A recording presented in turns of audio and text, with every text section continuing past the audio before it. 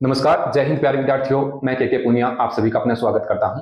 प्यारे विद्यार्थियों, अभी जेल प्रहरी भर्ती का विज्ञापन जारी हुआ है और इस विज्ञापन के जारी होने के बाद काफी कैंडिडेट के द्वारा ये पूछा जा रहा है कि सर किस मंडल से हमें आवेदन करना चाहिए।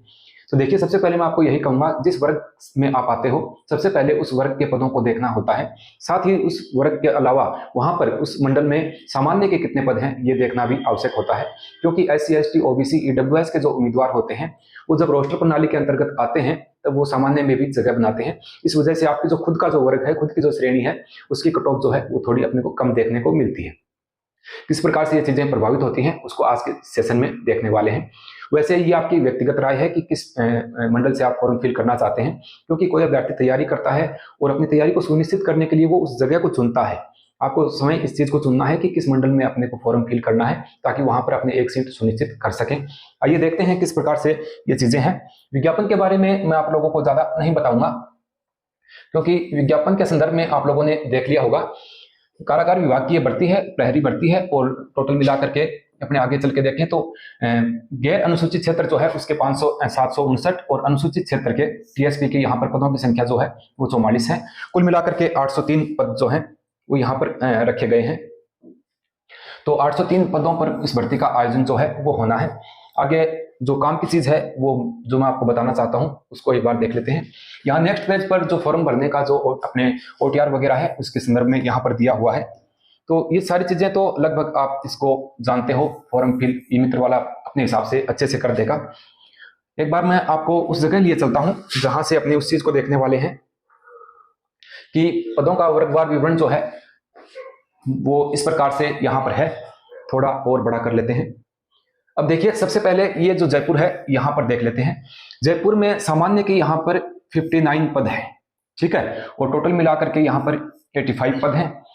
जयपुर की बात करें तो, और आर्थिक पिछड़ा वर्ग जो है उसके टोटल 41 पद हैं। EWS के जो उम्मीदवार हैं उनका योग यहाँ पर 10 है, और SC के जो उम्मीदवार हैं उनकी 23 पोस्ट हैं, और अनुसूचित क्षेत्र के ये यहाँ पर टोटल मिलाकर के जयपुर में जैसे 199 पद यहाँ पर है। मैं आपको ये बात यहाँ पर समझाना चाहता हूँ। मान लीजिए आप जयपुर से फॉर्म फिल करते हैं, क्योंकि ये तो जाहिर सी बात है कि जहां पर पदों की संख्या अधिक होती है वहां फॉर्म भी अधिक फिल होते हैं, फॉर्म ज्यादा वहां पर भरे जाते हैं। औसत तो वही निकल करके आता है, जहां पर पदों की संख्या कम होती है वहां फॉर्म भी कम फिल होते हैं। लेकिन मेन चीज ये होती है कि वहां पर पढ़ने वाले बच्चे जो हैं वो कितने वहां पर पहुंच पाते हैं। अक्सर ये देखने को मिलता है जहां पर पदों की संख्या ज्यादा होती है वहां पर फॉर्म फिल ज्यादा होते हैं, लेकिन वहां पर जिन बच्चों का पढ़ाई का स्तर भी कम होता है वो यहाँ फॉर्म ज्यादा फिल करते हैं। जिन बच्चों को ये लगता है कि मेरी कोई अच्छी खासी तैयारी है नहीं, लेकिन यहाँ पर सीटें अधिक हैं, जैसे जयपुर में 199 सीटें हैं, तो अधिकतर बच्चे जिनकी अच्छी तैयारी नहीं है वो यहाँ पर फॉर्म फिल करेंगे। और जिनकी अच्छी तैयारी होती है उन कैंडिडेट का कॉन्फिडेंस लेवल अच्छा होता है, उनको लगता है कि अगर सीटें कम भी हैं, जैसे यहाँ पर इस मंडल में 88 है, तो जिनकी अच्छी तैयारी है उनको ये कंफर्म होता है कि अपने जगह यहाँ 88 पदों पर भी बना पाएंगे। तो यहाँ पर एक बार देखिए, मैं आपको ये समझाना चाहता हूं। मान लीजिए आप EWS अन्य पिछड़ा वर्ग OBC के अभ्यर्थी हैं, ठीक है। यहाँ पर जयपुर में ये मैं बता देता हूं कि इसका योग जो है EWS का आर्थिक पिछड़ा वर्ग का 20 है और OBC का जो है वो 41 है। आप ये मानो कि आप EWS के अभ्यर्थी हो और यहाँ पर आपकी 20 सीटें हैं, तो आप महज ये मत मानो कि यहाँ पर आपकी 20 सीटें हैं। क्यों? क्योंकि जब लास्ट में जब मेरिट बनती है, रोस्टर लगता है, तो ये जो 85 सीटें हैं जो सामान्य की हैं, इसमें से EWS के जो टॉपर्स बच्चे होते हैं जो टॉप करेंगे वो फिर 85 जो है इसमें जगह बना लेंगे।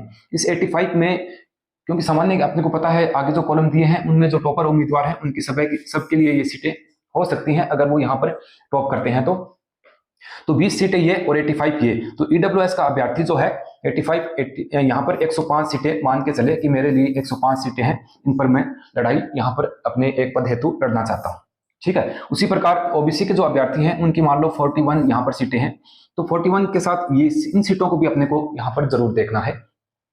उसी प्रकार से ये सीटें भी मायने रखती हैं। कई बार अपने डिटेल में इस चीज को देखते हैं, तो सारी सीटों को आप एक बार देख लीजिएगा, क्योंकि जहां पर जैसे आप EWS के उम्मीदवार हो तो वहां इस चीज को जरूर देखें कि वहां पर SC ST की कितनी सीटें हैं।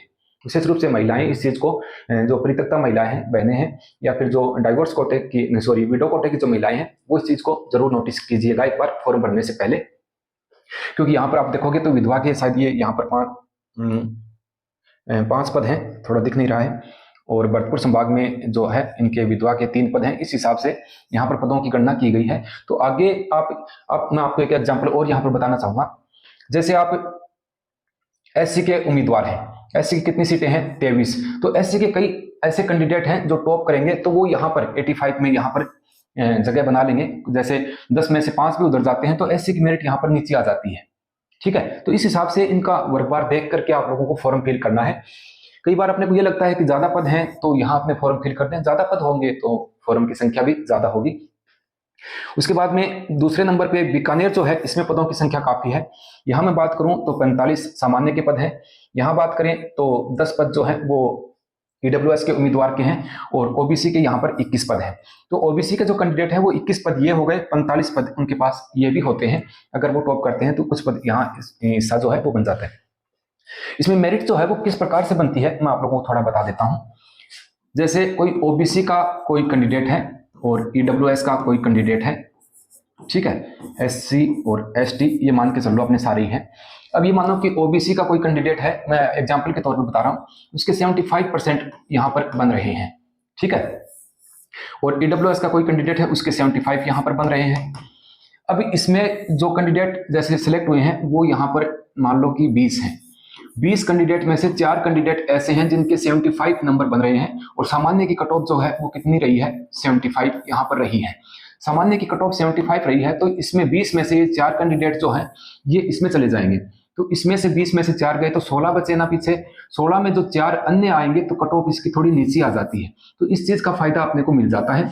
अपना आपका जो वर्ग है उस वर्ग को भी देखना है, उसमें कितने पद हैं और उसके साथ में सामान्य कैटेगरी के वहां पर कितने पद हैं। आशा करता हूं आपकी ये बात समझ में आ गई होगी। एक बार पुनः मैं इस पर चीज पर आपको लिए चलता हूं। इस हिसाब से टोटल यहां पर अपने करेंगे तो जो सामान्य के जो उम्मीदवार हैं टोटल की बात करें एक बार तो उनके 252 पद हैं, ठीक है, और यहां पर सामान्य के जो उम्मीदवार हैं उनके टोटल इतने हैं और पुरुषों के यहां पर 252 है। इस हिसाब से इस टोटल को देख लेते हैं एक बार। यहां इनका टोटल जो है वो 73 है पूरी भर्ती की बात की जाए तो, और उसके बाद में ओबीसी के जो उम्मीदवार हैं उनका टोटल यहां पर 130 है, महिला और पुरुष सभी मिलाकर के, क्योंकि जो मेरिट बनेगी वो आप लोगों की मंडल के हिसाब से बनती है। तो इस हिसाब से आशा करता हूं ये बात आपके समझ में आई होगी। एक चीज और आप देख लीजिएगा थोड़ा, मैं आपको पुनः एक बार यहां पर बताना चाहूंगा। देखिए इसमें मंडल के हिसाब से भर्ती आती है, जिला पुलिस में जिलों के हिसाब से आती है। मंडल का मतलब यहाँ संभाग स्तर पे है। इसमें सबसे बड़ी प्रॉब्लम सर क्या होती है, जैसे आप लग गए, पहले तो अपने नहीं लगते तब तक अपने को ये शौक होता है कि अपने लग जाएं। लगने के बाद में फिर ये रहता है कि कहीं नजदीक कोई ट्रांसफर हो जाए। तो ये मंडल जो है, इस मंडल का जैसे आपने चुनाव कर लिया भरतपुर, आप रहने वाले कहाँ के हो? गंगानगर के, आपने भरतपुर मंडल को चुना और वहां पर आपका सिलेक्शन हो गया। अब इस मंडल से बाहर निकलने के लिए यहाँ पर ट्रांसफर में बहुत बड़ी प्रॉब्लम आती है, विशेष रूप से कारागार विभाग में, क्योंकि ये प्रमोशन से पहले वैसे प्रमोशन जल्दी यहाँ पर हो जाता है। अमूमन मान के चले तो 9 साल में आप यहाँ पर मुख्य प्रहरी बन जाते हैं। तो मुख्य प्रहरी बनने के बाद में आपका मंडल अपने आप चेंज ये कर देते हैं, लेकिन 9-10 साल आपको वेट करना पड़ेगा। भले आप कोई भी अप्रोच लगाएं, किसी नेता से फोन कराएं, किसी अधिकारी विशेष से फोन कराएं, यहाँ पर ट्रांसफर की बहुत बड़ी दिक्कत होती है। तो मैं आपको यही यहाँ पर सजेस्ट करूंगा कि जिन बच्चों की अच्छी तैयारी है, जैसे वो बीकानेर संभाग के हैं, तो बीकानेर संभाग से ही फॉर्म फिल करें। कट ऑफ का कोई ज्यादा अंतर यहाँ पर रहता नहीं है, 1 नंबर आधे नंबर का ही अंतर यहाँ पर अपने को देखने को मिलता है। तो संभवतः अच्छी तैयारी है, फिर भी आप अपना व्यक्तिगत सोच आपकी है, व्यक्तिगत आपकी राय इसमें होनी चाहिए कि हम कहाँ से फॉर्म फिल करें। कई बार अपने बहुत दूर के संभाग में चले जाते हैं, बाद में वो दूरी, जॉब लगने के बाद में वो दूरी दिखने लग जाती है, पहले वो नजर नहीं आती है। तो ये इस चीज को मैंने आप लोगों को बता दिया है, क्योंकि ट्रांसफर की बहुत बड़ी प्रॉब्लम यहाँ पर होती है, ठीक है। और बीकानेर संभाग के जो कैंडिडेट हैं, तो बीकानेर संभाग में काफी लोकअप होते हैं, जिला जेल हैं, सेंटर जेल है, जैसे बीकानेर है, गंगानगर है। उसके अलावा मानगढ़ में बात करें तो जैसे भादरा में है, नौर में है, राजगढ़ में है, चूरू में है, उधर अपने बात करें तो नोखा में है। बीकानेर की कई जगह काफी सारे बीकानेर संभाग में ऑप्शन आपके नजदीक होने के यहाँ पर बन जाते हैं। तो ये सामान्य सी जानकारी मैंने आप लोगों को बताई है।